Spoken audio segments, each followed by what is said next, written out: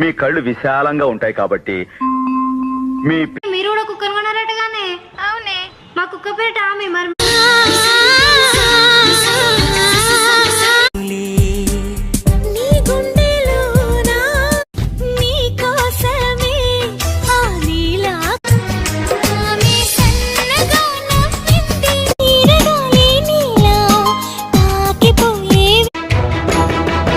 ఘాటపు గుబ్బలు కదలగా నువ్వు నా బంగారమే.